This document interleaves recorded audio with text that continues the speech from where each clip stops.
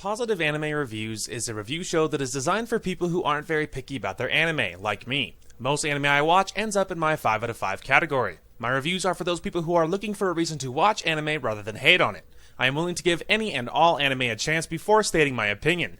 Lastly, my reviews are all my opinion and might and or most likely won't match yours. If you don't agree, that's totally fine. Just be respectful in the comments section. Thank you. And as always, possible spoiler warning ahead. Hey guys, Darth Gloric here, back with another positive anime review. Today we will be talking about Tokyo Ghoul Seasons 1 through 4. So, that's the reason why this positive anime review took so long, and why it's been so long since my last review. It's because I had to watch four seasons of an anime, and obviously Tokyo Ghoul has 4 seasons now. Now, up until this watch through, I have only ever seen up to the end of season 2, because back when I originally watched this, season 2 was all that was out. So, yeah, but so I obviously last year they released I think at least the 4th season and maybe the 3rd as well, but I knew I was a couple seasons behind and it was on my watch list and I wanted to hop on and watch it. Now I actually do own Tokyo Ghoul Season 1 because it's good that way. But I didn't own any of the other 3, but not the point. So let's go ahead and dive right in. Obviously, also today is Saturday, and normally I don't actually record on the weekends because I have to do homework. But I actually finished this anime last night, and I wanted to just get this review out while it was fresh. And this will be the only video going out today. After I finish this, I have to go hop on homework, little tear. But then on Monday we'll be starting fresh and we will be recording, so that should be pretty sweet that way.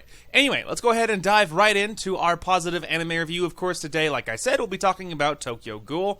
Now, just as with all anime that I do, we're going to be talking about season 1. That's how we'll introduce the characters. That's how I'll talk about when that one aired. And so, obviously that the seasons aren't like this one aired in summer of 2014. Obviously that was just the first season. The other 3 have very different dates and very different characters and stuff like that. So obviously we'll just be launching into season 1. Now there is a dub. This is licensed by Funimation and it is based on a manga. And there is a dub. Now I have briefly checked out the dub, and the dub was actually pretty good if I remember right. I always watch sub like I've said before, but I have checked out. I have seen dub. I remember seeing it at one point, and I remember thinking it wasn't bad. So as always, we will be launching into the synopsis first thing because it's the easiest way to sum up anything. So let's hop right into it. Sorry if I'm a little rusty with this, guys. It's been so long since I've done a positive anime review, but it's like riding a bike. Okay, Tokyo has become a cruel and merciless city, a place where vicious creatures called ghouls exist alongside humans. The citizens of this once great metropolis live in constant fear of these bloodthirsty savages and their thirst for human flesh. However, the greatest threat these ghouls pose is their dangerous ability to masquerade as humans and blend in with society. Based on the best-selling supernatural horror manga by Sui Ishida, and I'm sorry if I'm destroying that name, Tokyo Ghoul follows Ken Kaneki, a shy, bookish college student who is instantly drawn to Rise Kamishiro, a avid reader like himself. However, Rise is not exactly who she seems, and this unfortunate meeting pushes Kaneki into the dark depths of the ghouls' inhuman world. In a twist of fate, Kaneki is saved by the enigmatic waitress Toka Kirishima, and thus begins his new secret life as a half-ghoul, half-human who must find a way to integrate into both societies.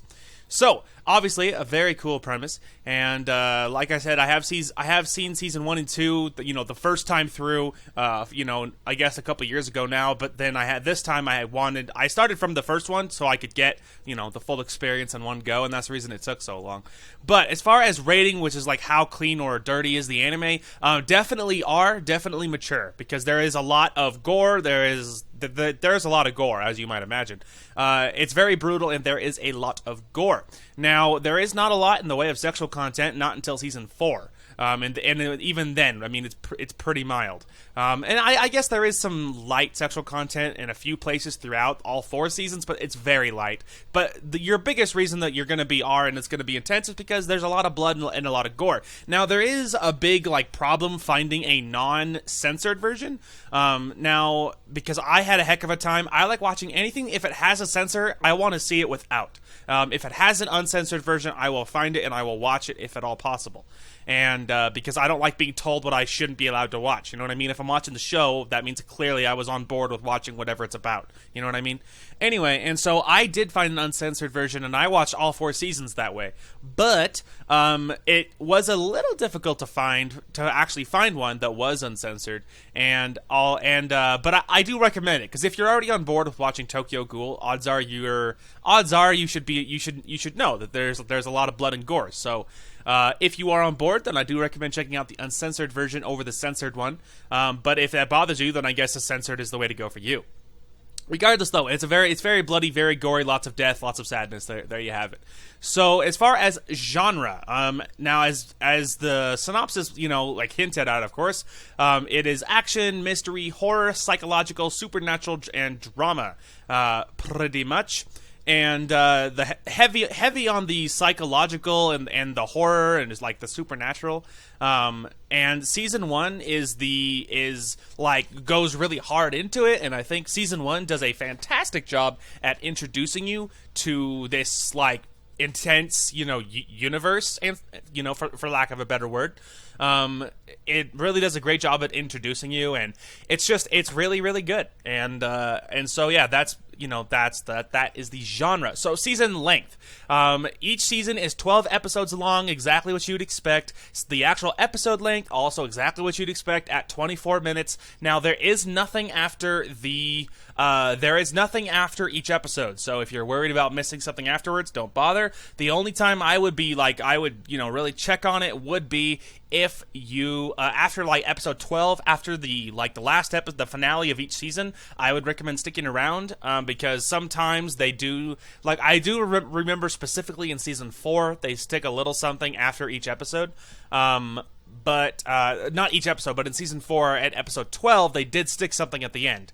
But for the most part, I would just, check out the very ending, the finale of each season, but otherwise I wouldn't worry about it, because there is nothing afterwards. Now, moving on into our character list. Now, there is actually a lot of characters in this anime. But the good news about it is that it's not overwhelming, because it starts you very small, and everything that you can see is very easy to follow. And it's very easy to follow, and so you're not overwhelmed, which is fantastic. Now, it has a lot of supporting characters and very, very few main characters, comparatively. So I'm only going to be talking about our 2 main characters, and then I'm going to talk about, either 1 or 2.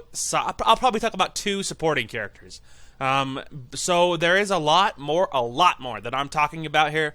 But we would be here all day if I had to go into every single character in this anime. Now, again, don't feel overwhelmed, because it does start you very small, and it's very easy to follow who is who, and it's pretty easy. It's very good about pacing that way, is that you're not overwhelmed. So we will be talking about our important ones. So getting into our first one, of course, we have Ken Kaneki. Now, Kaneki is, of course, our alpha main character, whatever you want to call it, because I've mentioned it before, but for me, main character is a spectrum. It's not either you're one or you're not, because clearly, even though some might be characterized as main characters, they clearly have less screen time than main characters. You know what I mean? And so for me, it's a spectrum. So Kaneki is our main character, and of course the anime revolves around him. Now, season 1, he is kind of a weenie. A lot of crazy, aggressive, brutal stuff is happening, and I don't blame him for that, because he was thrust into this brutal world, and that's not the type of person he was. But the fact is, he is soft and squishy, and everyone picks on him and all this other garbage. So he is the black-haired character with the eye patch. He's often seen with his white eye patch, and that is because he is half ghoul, half human, and it goes into all the details of that. It explains everything. I'm not going to stick around and bother explaining everything to you, but It is he is our main character. So like I said, kind of a weenie, but he does come around, especially in in episode 12 of season 1, and then in the rest of the episodes for the rest of the other 3 seasons. For the most part, he is pretty. He's pretty awesome. Now he goes through lots of changes, and so there's lots of quote unquote versions of Kaneki that you have to deal with for a while. But yeah, he does get a lot cooler later on and a lot more hardened up, and that's awesome. And I really liked that. So that's basically him. I mean, you don't have to know too much about him.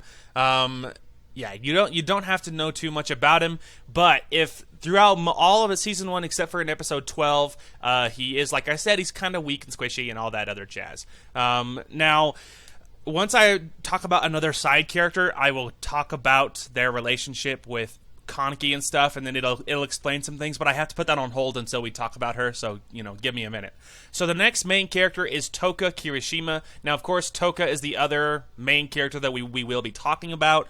She is, of course, a full-blooded ghoul that Kaneki meets very, very early, and you'll get used to seeing her around, because she'll be a main character throughout all the series, pretty much. Actually, well, through 1 and 2 she will be. In season 3 she had very little screen time, and in season 4 she had much more, but in 3 she had very little screen time. Anyway, not the point. So Toka is our next character there. I can't, because the picture's small enough that I can't totally tell what color her hair is, but I still can't tell. It's like dark purple or something, I don't know. Regardless, she is the one with the hair that goes over one eye, which I think is incredibly beautiful. I love that look so much. Regardless about my taste of Toka, Toka is much more brutal. That especially in season 1 and season 2, but especially in season 1, she's very, very angry. I mean, for the most part, that there has been a lot that she faces, and there's a lot of really intense things that happens to her and her friends, and she's very angry, and I don't blame her for being angry at the world and angry at this group called the CCG. And so quick side note from Toka. So the CCG, actually pause on that. We'll get to all the CCG and all that garbage later on, after the character section. Anyway, and so she's angry at a lot of things, but her and Kaneki kind of develop this kind of funny, interesting relationship, and a lot more develops between them and with everybody else later on. And of course, a lot of relationships change, but I mentioned this before, we're kind of sticking to season 1 here, because we would be here, like I said, all day if I had to go into every single season.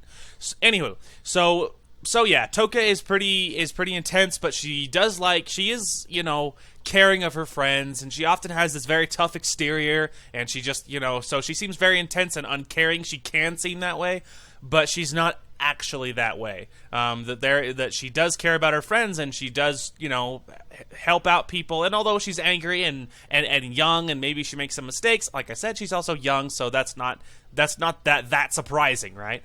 Now, we have 2 supporting characters that I will be mentioning. Our first supporting character, his name is Rize Kamishiro. Now, she is the character that has maybe purple hair. It's really hard for me to tell. Colorblind, if you don't remember. Okay, surely that's purple. I'm fairly certain that is purple, and she wears glasses, and she is awesome. So she is in the series, like, briefly as an actual character. In season 1, there is some really heavy influences with her that she's not. Some interesting things happen, or I don't want to spoil anything with that, but suffice it to say that her and Kaneki develop this kind of fun, interesting relationship. And that even though some things happen to her, that her influence is felt a long time. And she is in the series in some ways. Man, it's really hard trying to tiptoe around like spoilers and stuff. She is in the series, but not in the way you would expect. And the way that she is, I love. And her and Kaneki have this interesting relationship that they're very intertwined for, I think, pretty much a lot of the first season, pretty much. Especially in the last few episodes of season 1. Especially in the last few episodes of season 1. Yeah, and so Rize is awesome, but the more the seasons go on, though, even though she's not like with the cast the same way. You keep finding out more and more about her, and like slowly as the seasons wear on, and you learn that she was like there was much more going on to her than it might have seemed. And you know, so that's interesting. And she's definitely a supporting character. That's not inaccurate by any means. And the other character we will be talking about is Juzo Suzuya. Now, Juzo is the weird-looking little dude character who's like stitched up, and he has like white hair or something. It's a little hard to tell, but yeah. So Juzo is interesting. You meet him. I think you meet him in first season, don't you? I'm pretty sure you meet him in the first season, and he is. How the heck do you describe Juzo? So he has a really brutal past, and it really has affected his mind in a lot of ways. So he's like really powerful fighter, but he's like insane. Like, so the dude has no ability to like develop relationships with people. At first, it takes like, I don't know, 4 seasons before anything happens with him that's like morally you're like aw or whatever. You know, he is part of the CCG. And so he's always on opposite side of all the ghouls. And I'll explain the CCG and the ghoul thing in a minute. We'll get to that after the characters. And he's always on the opposite sides of them. And man, I don't even know how to describe him without being so biased. So he doesn't have, because of his brutal past, he has a hard time developing relationships or caring about other people. So even around him, when people that were supposedly his quote unquote friends are dying, he doesn't care at all. Like, he just doesn't mean anything to him.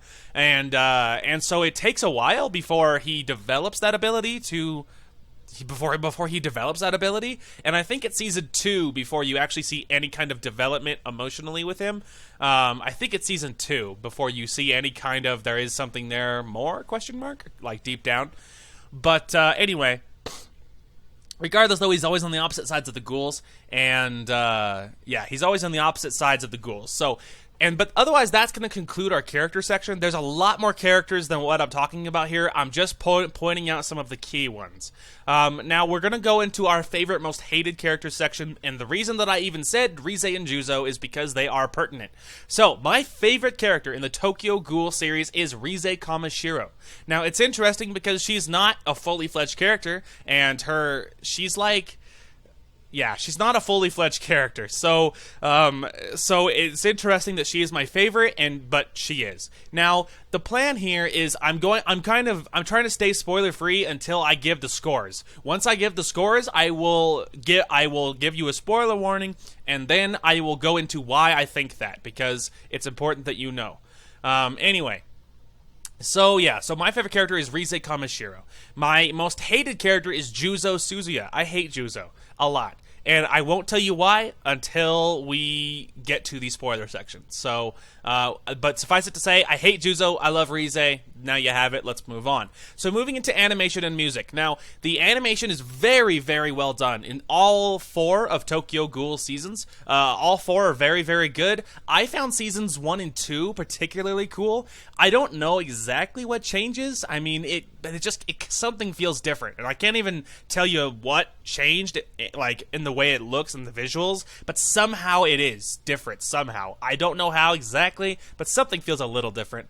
Regardless, though, the animation is really good in all 4 seasons, and that is really important, I think, in anime that are very brutal and very mature rated with lots of violence, because if it's not good, then it's really hard to sell it. Like, it's hard to sell how intense everything feels. And if the animation is very, very good, then it often you feel it too. Or if the voice acting is really good, you can feel it. Like when someone gets stabbed, for instance, and they're like freaking out, of course, because they just got stabbed, then you can feel how brutal that feels if the animation's good and if the voice acting's good and all that jazz. Well, in this anime, it nails it. It does a fantastic job of that. It does feel brutal when someone gets stabbed. The animation, it does feel really intense. When there's a lot of blood flying around, you're like, wow, look, like, oh my gosh, this is really brutal, or whatever. And that's important, and I like that. Now, as far as music is concerned, the music is also very good, especially the opening of season 1 of Tokyo Ghoul is very iconic, even in the anime community. The opening, like, a lot of people would have heard it, even if you've never seen Tokyo Ghoul.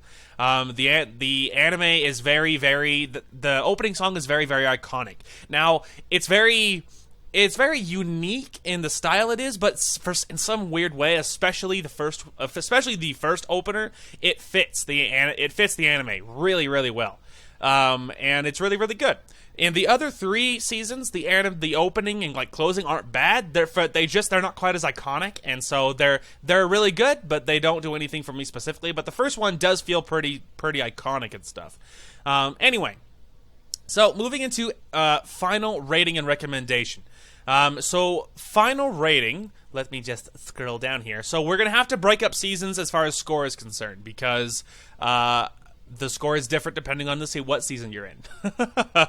Anyway, so season 1 of Tokyo Ghoul gets a 5 out of 5, very good. This anime made no mistakes worth noting. It is definitely worth a buy. And that is season 1.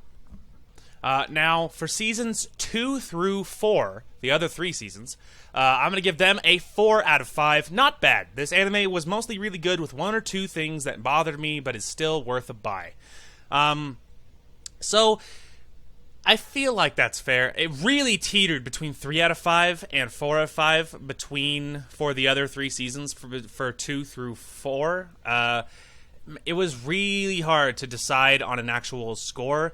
I feel like 4 is what it probably deserves, even though, like, emotionally, you kind of want to be like, no, it was just, why did they, or whatever, and you kind of want to, like, freak out about it, and even though I think what's fair is probably a 4 out of 5, and so that's what I ended up giving it, even though part of me wanted to give it a 3, but, yeah, I don't know, so yeah.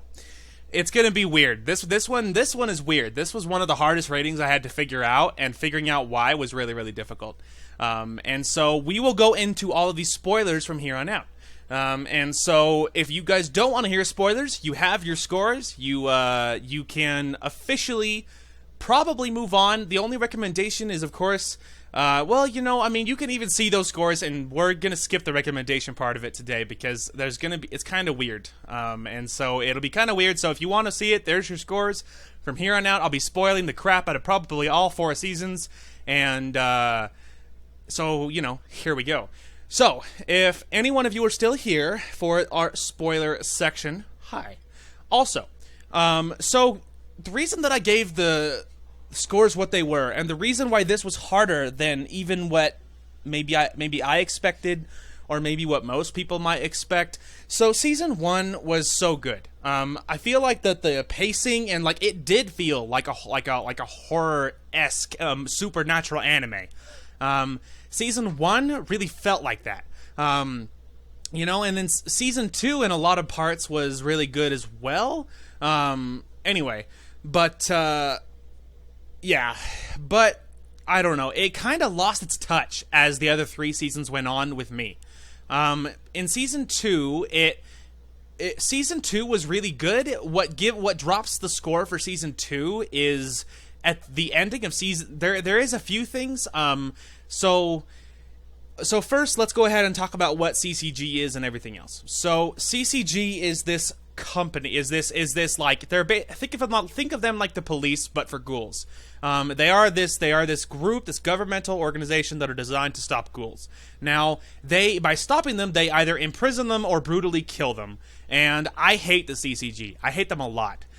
It does give you some characters, even in season 1, from people that are in the CCG, and in later seasons it tries to give you characters to make you care about them, so it like feels like this like gut-wrenching fight or something. I don't know, because I don't care about anyone that's a member of the CCG. I don't.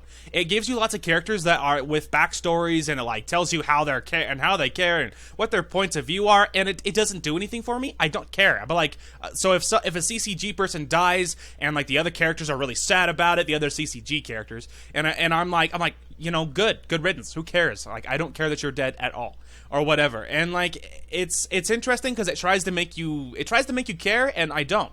And so when it's about the CCG, I am very, very pro ghoul. So in this CCG war, there is a group called Agiri Tree. Now I might be slaughtering that name, and I'm sorry, but Agiri Tree is this ghoul group that is fighting the CCG.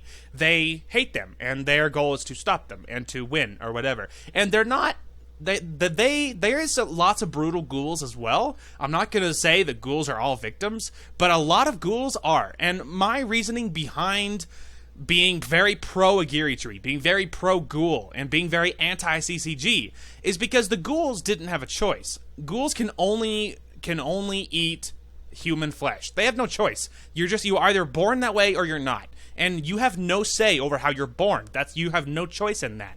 And the CCG are either imprisoning or usually killing ghouls because they are ghouls. And I don't think you get to decide that a whole, like, I don't even know what you would call ghouls, a race, whatever. You don't get to kill a whole species or whatever you want to call it because they are different than you. That's not how that works. The world doesn't work that way in real life and in this anime, and that's why I hate CCG, because these guys are regular people, but a lot of them are far more brutal than a lot of the ghouls I've seen for being the quote-unquote good guys, and that's why I hate them, because ghouls are born that way. CCG made that choice. They made the choice to kill people, and a lot of very innocent ghouls die that did not need to, that were purely victims, and that's why I hate the CCG. And so as the anime wears on, there's a lot of developments. So Rize and Kaneki are a big part of the whole thing. Rize is my favorite character because she actually dies first episode. She almost kills Kaneki. He ends up, through some crazy surgery, being turned into a half ghoul, half human, because he gets, like, Rize's powers, and he gets her, like, her organs and stuff. They, like, combine the two. So Rize is, like, in his head, like, and I loved that angle. The angle was fun, because some really brutal things, and I'm still not going to spoil everything for you, but there is some really brutal things happen to Kaneki later on, and it's like the stuff that would break a person, and Rize actually appears, and she, like, talks to him in his head and coaxes him through a lot of the crazy hard, like, torture that he was enduring.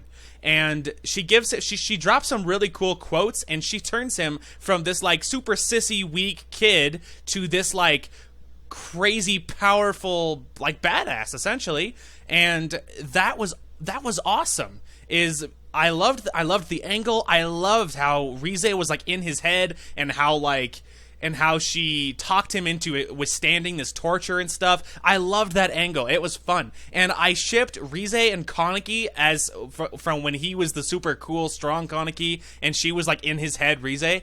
I shipped that so hard, and I loved it. And I hate Juzo because Juzo kills a lot of ghouls that I feel like had no choice, and they're kind of victims. And Juzo kills a lot of them and doesn't care, and I hate him for it. And there's a lot of other good ghouls that die that didn't ask to be born that way, and they just wanted to exist and live their lives. And CCG doesn't allow that, so that's why I don't like them. So that's my explanation for the characters in the CCG and stuff. As far as the scores for the other 3 seasons, I gave them a 4 out of 5, but I almost got a 3 out of 5 for the other 3 seasons. Definitely seasons 3 and 4. Season 2 almost scraped by with a actual 4 out of 5.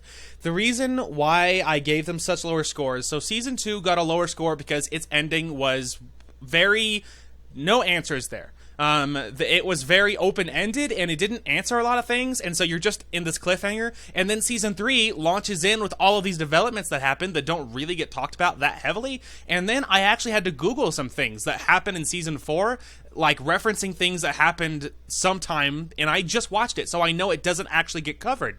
So there is some things that happen that I had to Google. I'm like, what the heck does that mean? And then someone had to tell you, oh, it's because in the manga this thing happens, and this is what happened with this, and this is what happened with that, and the anime and the manga are different, or whatever, and some of the things that they describe. Which was incredibly annoying, because now there's there's a few developments that are contingent upon things that didn't happen in the anime, so that you're just supposed to know, I suppose. And so that was annoying, and so that's why. So I gave them a 4 out of 5, but they really lost their touch. You know, that especially in seasons 3 and 4, they introduced all of these new characters, a lot of CCG people. The ending was actually a surprising happily ever after, considering what happened, but it didn't feel like a horror anime anymore at all. You know what I mean? Like season 1 really nailed. It felt like a brutal kind of a horror, kind of a supernatural psychological horror anime, kinda, you know what I mean? Season 1 nailed that. And then season 2, it had a lot of parts where it was there, but Kaneki starts in a lot of ways regressing back into super weak Kaneki. He starts letting some enemies live that he just should have killed them, and I didn't like that. You know, and I don't know, he kind of starts regressing. The ending gave you no answers. 3 and 4 introduced a whole bunch of CCG characters and a big old new set of cast members, and some things happen to Kaneki that makes him join the CCG, which I hated that angle. Really didn't like that. It was handled more tastefully than I expected. I expected to hate it more than I did, to be honest. But I didn't like that angle at all. And now it ended up working out, and he does remember who he is and all this crap, because he has this like amnesia brainwash thing going on, and I didn't like any of it. It was like season 1 was great. I liked it when it was so black and white between CCG and, you know, and the CCG and the Geary Tree and this, like, you know, and then our main group of ghouls. I liked how black and white everything was. And then in seasons 3 and 4, there's all these weird alliances being drawn, and like there's like it's all gray area. Like a Geary Tree might not necessarily be the bad or good guys, and CCG might not necessarily be the bad or good guys, and then like so all these weird alliances get drawn, and like it doesn't feel like a horror anymore. And so like not really. It feels more like actiony, and like it wasn't nearly as exciting when it was like that. And so although, you know, it did get a happily ever after, and there is some good moments and lots of cute moments, you know, I gave seasons 2 through 4 a 4 out of 5, and part of that is still saying it's good, you should buy it. But if you are big on, if you watch season 1, if you like the fact that it felt like a thriller, it felt like a horror, it felt psychological, blah, blah, blah, blah, then, you know, and if you liked that, then I would buckle up, because 2 through 4 doesn't really feel like that. And so part of the score is still saying it's worth buying. I'm not going to buy seasons 2 through 4. I own season 1. That's all I'm going to buy. Because even though it got a 4 out of 5, for the non-spoiler people, they got that score, and then they can move on. For the spoiler people, I told you why I think what I think. I will be buying season 1, which I already own, and I will not be buying in the future seasons 2 through 4, because I don't like what they did with it. There is some good moments and stuff, but it just was so much more bland than season 1 was. And so I'm gonna label this a positive anime review and stuff, and not call it a not so positive anime review, because for the most part it is positive, I guess. But I don't know, and so yeah, I don't know. So this took a long time, and this one was just weird. You know what I mean? Because it was so long, and there was so varied, and there was so many things to consider. So anyway, so if you liked season 1, I'd buckle up, because 2 through 4 isn't like that. If you watch season 2 and you're like, well, this does feel watered down towards the ending of season 2 or whatever, and then if you start 3, buckle up, because that's what the rest of it's like, and it'll get kind of worse from there in a lot of ways. So There was a lot of positive points to it. But the overall feel of the anime and the tone I didn't like, and especially towards seasons 3 and 4. And there was a lot of characters that did come around, but I don't know. I just liked it when it was so much more black and white. I preferred how it was in the season 1, and then even in season 2, there was a lot of things that were good about that. But it really kind of fell off the rails as far as the tone of the anime for me. You might not agree, but that's totally fine. That's why this is all my opinion, of course. Anyway, but yeah, other than that though, that is going to call it for this one. So hopefully you guys understand where I'm coming from a little bit better, and yeah, hopefully you guys understand where I'm coming from with that a little bit better. And but yeah, and then now I can finally get started on something that's not Tokyo Ghoul, because I feel like I've been watching it for a month, and that might be true. I think it might have taken 3 weeks, but it might have taken like three weeks or something like that. But anyway, it did take forever to get through it. I did finally get through it. I'm happy it's over, and now I can move on. So that is a big, I can finally move on with something hopefully a little more low key. Anyway, that is going to call it for this one. Thank you guys so much for watching. Hope you guys enjoyed the content today, and we will talk to you guys later.